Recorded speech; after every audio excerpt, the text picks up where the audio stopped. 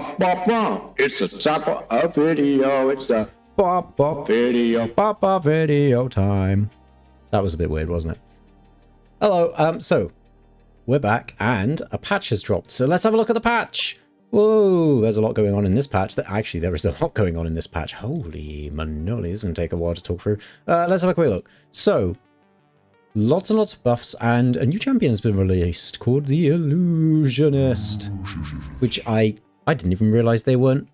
In all my other saves, this is a base game character, so, oh, interestingly, this time they've been patched into the game, the Illusionist. I'm sure we'll see them at some point in the future. They're a bit like Mysterio, the Spider-Man villain.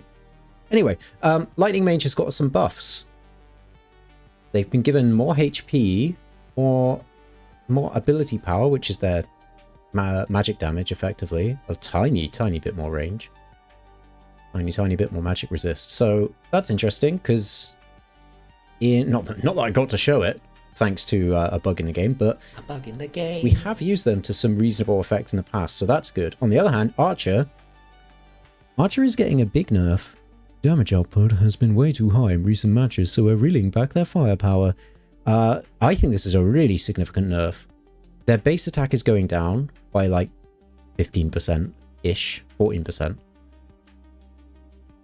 One of their skills is getting nerfed, the cooldown's getting increased, the damage ratio is getting decreased, their health scaling is getting worse. That's not, I think, too big of an issue. But the fact that their attack scaling, okay, it's only going down by 1, but that's a double whammy nerf on their base attack and their attack scaling, I think means that Archer's in a really rough spot compared to other attack damage carry type characters. Monk, I'll stay on the nerf side for now. Monk is also getting a nerf, their healing's going down a bit.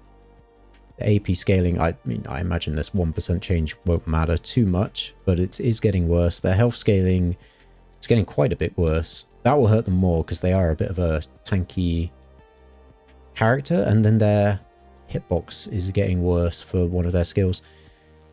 So I've not really used Monk all that much, but that is a bit of a nerf. And finally, Circus Blade, base attack going down quite a bit. Attack ratios also getting worse, or their attack speed ratio on the other skill. So that seems probably like not a major, not as major as the Archer nerf, but still fairly significant nerf. Exorcist getting an attack buff, getting quite a big base health buff. The Exorcist buff seems pretty decent. They're normally kind of a support character. Jiangxi also normally played as a support. Ultimate buff getting duration getting extended, her resistance is going up, and their base health going up, so pretty good for them. Whoa, hang on, I'll come to the enchanter later. Plague Doctor, who I use very effectively, they're getting a buff because they're not seeing any play, and that is a big increase in their base HP. And then everything else is going up a little bit. They're getting quite a bit tankier, basically, out of the gate. So Plague Doctor seems pretty decent. Enchanter is also getting some buffs, but I gotta tell you, I think Enchanter is pretty bad as a champion. I've never actually seen her in a match, but what she does is she can buff an ally's range, which could be really good. Like, you could pair that with something like a normal kind of attack damage champion, and that's really good. This could be quite a significant buff. Enhance your ally's equipment for 5 seconds, increasing the item stats by 30%. So late game, this could be really effective. The problem is these skills, 10-second, 12-second cooldown. If you compare that to the Plague Doctor, who we covered a little bit in the last video, their cooldowns, 5 seconds for their abilities, and they affect not only themselves but an ally, and they kind of do similar stuff. So I guess Enchanter has better scaling if you get to this point of the game, but Plague Doctor is like always going to be useful and doing stuff, whereas I feel like Enchanter is a bit more situational. So hello, Muss from the future here. I agree broadly with what I said. The Enchanter's cooldowns are longer, but her abilities also last longer, so I think she's a bit better than what I said, but I still think Plague Doctor's better. I don't think that will change any of my plans, but interesting stuff anyway, and a new champion in the game. Illusionist is another mage character. Where are they? On here. There they are. They're another mage character, but they can summon illusions, which will taunt and fear enemy champions. So they've got some CC. They're kind of a control mage, I guess. So we'll see how they slot into the meta. Just to have a little quick look at some of the statistics. We, of course, remain the only team to have got a dub with the Plague Doctor. No games have been played on the latest patch, so we don't have any data for that. But Wind Mage was a highly contested character, but their win rate wasn't that great. Same with Gunner. Archer, you can see why she got nerfed. Good win rate, but heavily favored in pick bans. Same with like Circus Blade. A lot of the characters who got buffed, I think it's going to be effectively because they were basically just never picked. Plague Doctor, Enchanter, Exorcist all kind of fit into that category. And then Lightning Mage was also they were played, but they barely ever won. Scouting, just so you know, I am doing it. We are finding players. I'm sure that will be relevant at some point. Alright, let's get to the task. Okay, so, draft-wise, we went for Lancer first pick. And they've actually put Dual Blader in the bottom lane, which kind of surprised me. But I wanted to get... Oh, no. I wanted to get Uncle on something that he could do some damage with, because he might actually win the 1v1, because the opposition top laner is so inept mechanically. I thought we could kind of give Uncle a kind of tarry champion, as we've got a bit of a possible play here on the Barrier Mage support. Look at that! A successful gank for the red shirts. We're going with the Sniper in the bot lane this time. Just keep him paired with the Shield Bearer all day long. That's the hope, that we'll be able to pull things off. Mid lane's looking tough. Mid lane is looking really tough at the moment. There's a lot of activity down here. Ugh, get out of there! Protect the president! As we join the battle for the Serpent. It's close at the moment. Shield Bearer doing a good job of protecting the Sniper, who picks up some kills. This is looking... Well, that's looking a bit rough. Sniper gets caught out, but has enough HP to survive. We're taking the top tower. Do we get the objective? We've somehow lost it. So, at the moment, nothing too concerning. And the early Serpent doesn't really mean too much, because it's like a 3% buff to a bunch of attributes, but it's only 3%. And 3% of very small numbers early game. It's not that it isn't significant, it's just, you know, I'd rather have the gold on our top laner, which is why I always go for a strategy of just, like, we'll contest the early Serpent, but I'm never going to force my top laner to... I'm never going to instruct them to go and fight for it. Okay, tree fight. A couple of deaths on each side. Looks like the enemy team... maybe the favourable trade. Again, another 1-for-1 there. So, well, I thought it was a 1-for-1. I guess it wasn't. We just died. Things starting up again over the tree. I did make a tactical tweak that I forgot to mention in some of our strategy instructions. I used to have this instruction on, which was to prioritize waves. And I think rather than forcing team fights when we were losing or defending, and I've toggled it to the opposite now. And I think the benefit of toggling it, nice solo kill from Uncle, is that sometimes we're in this position where it just feels like, again, we're really disorganized. And I think it might be, particularly sometimes we have our support waddling down to a lane to try and push it, and then they can't. And I think it's because of that instruction, so I've turned it off. So we'll see if that makes any difference. We are actually ahead in gold, despite the Morgard buff. Uncle might... yeah, Uncle does get dropped there. As we start up on this objective, we are being flanked. We lose another character. Dual Blader doing a bit of poke to our support. Uncle pushes things in, and he says, "It's time. It's time to get on the tree." I don't know if it was the best time. We lose the shield bearer early, which is not ideal. We get dived on. Sniper is still up. The ice mage is down. It's a 3v5. It's 2v5. We did enough to delay them from getting the objective, if nothing else. Uncle going for something that didn't pan out. But this is going better. Uncle dives in and gets a double kill, a triple kill. I'm sorry, Uncle. I said double. It's actually a triple. He was saying to the team, let's do things on the double so that I can get a kill on the triple. That's what he was saying. What legend. Right, now that we've got the buff, can we get some of the standing gold on the map? Because we've only taken one turret so far. We've taken the top turret. There's the middle turret falling. Nice. Oh my goodness, the damage. We lose our support in the bottom lane. The map at least is under control.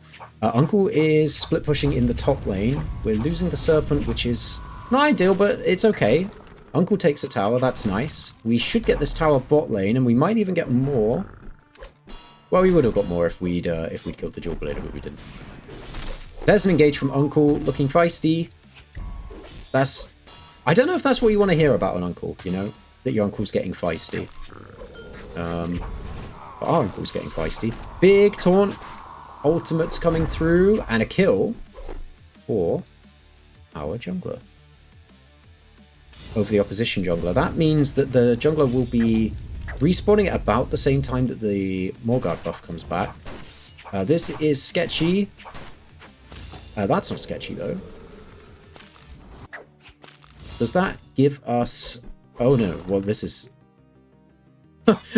I'm worried about the enemy team ending the game in the middle lane, but they all recall. There's a big fight breaking out here. We're kind of trying to walk our way out. Looks like we will be able to do so. Team aware that the Serpent is up, but so is Morgard, and it looks like Morgard is going to be what we prioritize. And we're in there, setting things up. Can we force a good fight here? It looks like things are going really well. Actually, 2 kills so far, almost 3. Oh, lovely sniper ultimate.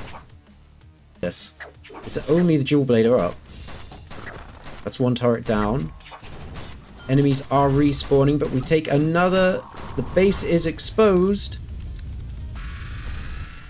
Base is down.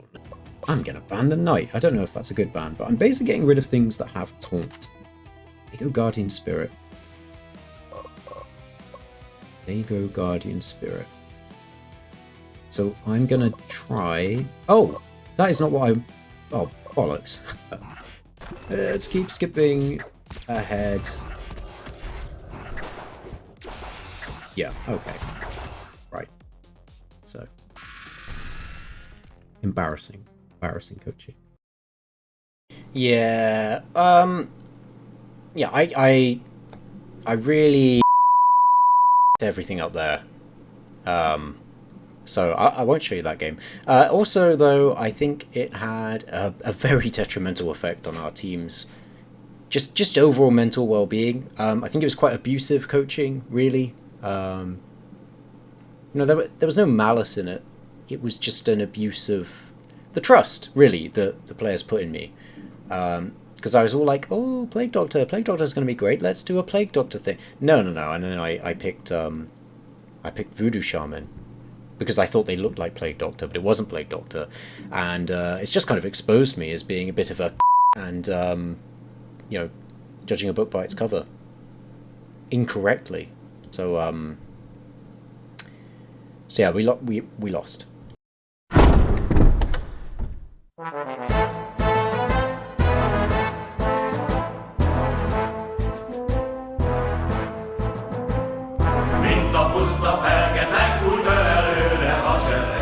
Yeah, sorry, I fucked that one up, but we've put on some Hungarian patriotic songs just to kind of, you know, inspire the mind, inspire some of our players. as we move into the next game. And it's kind of... I think it's going to pay off. And to be honest, it actually genuinely did quite well. We won the first leg quite comfortably with what I now think is a real staple of the red shirts. It's the sniper, it's the shield bearer, and we just protected the president very, very well throughout this match. Enemy team couldn't get a hand on them, and it led us to a win in the opening set, which was really good. And then the second leg, I actually got to use the bloody Plague Doctor. Okay, so this time I haven't messed it up, and I've picked Plague Doctor in the position that I want him picked in.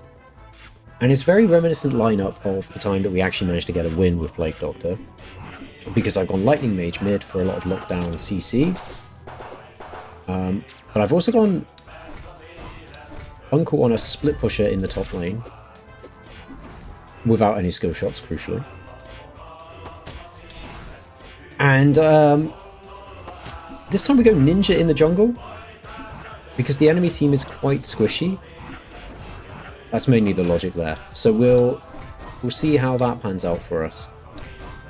As Uncle getting the best of that trade. But they're fairly durable, so they should be okay, hopefully. We do have a gank here. Very nice. Very nice. Can we get more? Oh, yes we can. 2 kills. 2 kills to our jungler in the early game. 1 back from the enemy team. But I'll definitely take that. First crack at the Serpent, and I don't think the enemy team are going to contest this. So it's currently looking alright. The Wind Mage is a bit of a problem for the Ninja to deal with, because they have a lot of go away type spells. So the Wind Mage is a really good pick into our composition. But I think it's the only... There are other champions that can be definitely playable against us. But there you go, there's another kill down there. This time it's the Plague Doctor who picks it up, although I think supports share their gold when they get a kill. And there's one for the Ghost. Very nice. So bot lane's going really, really well. We're down in mid lane. But the Thunder Mage, or Lightning Mage, they are not our true carry. They're rounding out our damage composition quite nicely, and they are there to lock some people down. And this... Wow, was almost a solo kill. Plague Doctor has gone a little bit mad, fighting in a 3v1. Lunatic plays from our support. I'm not sure what they wanted to do there, other than throw gold at the enemy. We are gonna get the setup here. Ninja goes in. We're all in the Shadow Realm. It's all not looking ideal. Ghost has gone on a rampage.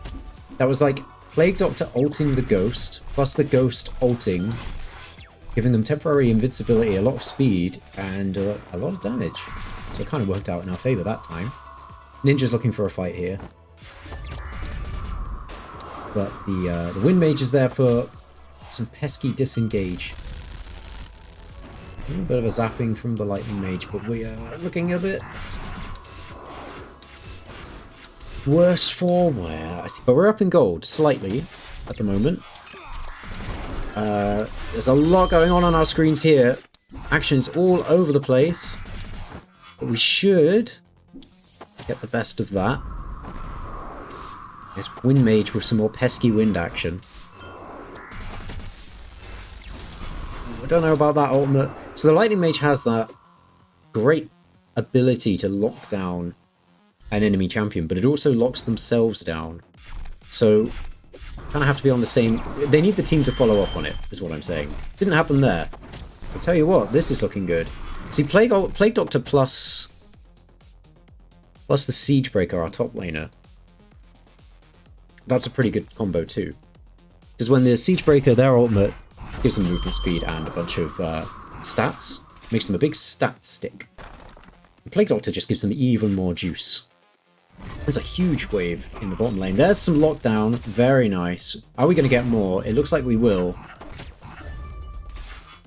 This is going according to plan. Could this be a dub here as we Shadowmancer ults and disengages just about? Oh, our team's we're looking for a fight here. We do lose the ninja, so maybe it would have been safer to go for the neutral objective instead of what we did. But we've got the 3,000 gold lead. We're in a fairly good position still. Ultimate comes down, Wind Mage is gone. That time we followed up on the Lightning Mages. Oh, and the enemy team are looking very, very much worse for wear. Plague Doctor picks up a kill. Very nice. And I think we should have enough to secure this objective. And if we do secure the objective... Ow, nice. We do and a kill. Then I feel like we should be able to just end the game. Looks like we're going to go for the Serpent, which is fair enough. See, the Ghost, I think, is really strongly enabled by Plague Doctor being on our team. Uncle's trying to end in the bot lane, and it looks like our team are rallying around his call. I just noticed that on, like, the little chat window. And so Uncle's tanking some damage. Towers are falling everywhere. We've got a big wave, but we're backing off. Apart from these two. I think Plague Doctor's going to die, but the rest of our team backed off. Oh, he's up for a while. Ghost gets a kill. Plague Doctor does go down. Uncle takes another tower. I mean, the gold lead now is at well over 10k. And I think we've got the sort of team comp that just makes us... Well, we're just a little bit too overwhelming, I think, for the opposition. I think they'll struggle. So yeah, this team comp, it's very, very similar to... Oh, now that was cheeky. That was a really good Shadowmancer ult. Ulting on the entire team just before we would have killed the objective, allowing the enemy team to pick it up. Is it going to matter though? That's the thing, because we are running wild over them. So I guess we shall see. Uncle's going to probably pick up a kill here, I would have thought. Well, he should have done. But doesn't. The snake objective a little bit irrelevant. We can just end mid here, which I think is what Uncle is deciding to do. And there it is. A clean 2-0 victory. What has happened to the red shirts? Who is this team? That went really, really well. So I think we found two drafts that really work for us. The sniper-based draft and the Plague Doctor orientated, Plague Doctor plus Ghost kind of orientated drafts. These seem to be working for us. I'll tell you what, we only went and won our next game. So we're now 8th. We're only one game off 7th place. And it's the top 6 that make the playoffs at the end of the season. So we're actually in playoff contention. Or close to it, We're still 2 games back. But hey, listen, I'm just saying, maybe Patriotic Hungarian music is what we need to play going forward, just to make sure we win. Or maybe if I just don't fuck things up.